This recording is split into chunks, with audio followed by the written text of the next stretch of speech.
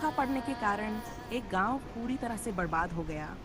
उस गांव में एक भी इंसान जिंदा नहीं बचा।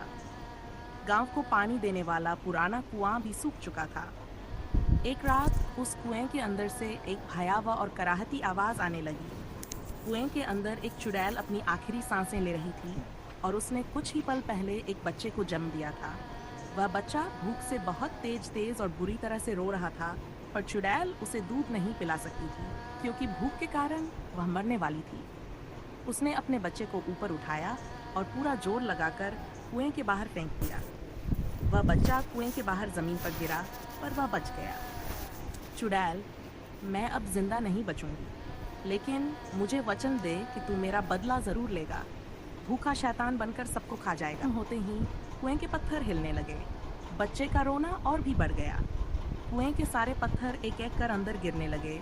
चुड़ैल की भयानक चीखें सुनाई देने लगी। कुआं पत्थरों से ढक गया। चुड़ैल के मरने के बाद वह बच्चा रोते रोते वहां से गायब हो गया और फिर कभी नहीं दिखा।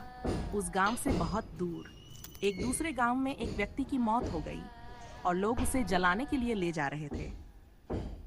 सभी विधियां पूरी हो चुकी थीं और अब उसे अग्नि देने ही वाले थे। एक आदमी ने उसे अग्नि दी। आसपास बहुत लोगों की रोने की आवाज आ रही थी। अचानक वह रोता हुआ शैतानी बच्चा उड़ता हुआ आया और लाश के अंदर घुस गया। ये घटना इतनी तेज हुई कि किसी को कुछ समझ नहीं आया। फिर आखिर हुआ क्या? थोड़ी देर बाद लकड़ियां जलने लगीं, लेकिन लाश पर कोई असर नहीं हो रहा था। वहां के सारे लोग डरने लगे। सारी लकड़ियां जल जाने के बाद लाश अपने आप उठने लगी, लेकिन उसके पैरों पर लगी हुई आग वैसी ही थी। लाश खड़ी हो गई और उसने शैतानी रूप ले लिया। उसे देखकर वहां के सभी लोग डर कर भागने लगे। शैतान चिल्लाया, खाना चाहिए, खाना चाहिए। मरे हुए आदमी में चुड़ैल के बच्चे ने प्रवेश कर लिया था और अब वह भूखा शैतान बनकर अपनी मां का बदला लेने आया था। शैतान ने जली हुई लकड़ियां खा ली और अब वह किसी इंसान को खाने के लिए भागने लगा। उसने एक आदमी को पकड़ा और अपने पैरों में लगी आग से जलाने लगा। शैतान चिल्लाया, और खाना। शैतान की आवाज सुनकर लड़का बहुत डर गया और पीछे जाने लगा। लड़का, आपकी आवाज तो ऐसी नहीं थी और आपके पैर जल रहे हैं। लड़का भागने लगा, लेकिन शैतान ने उसे पकड़ लिया और आग से जलाने लगा।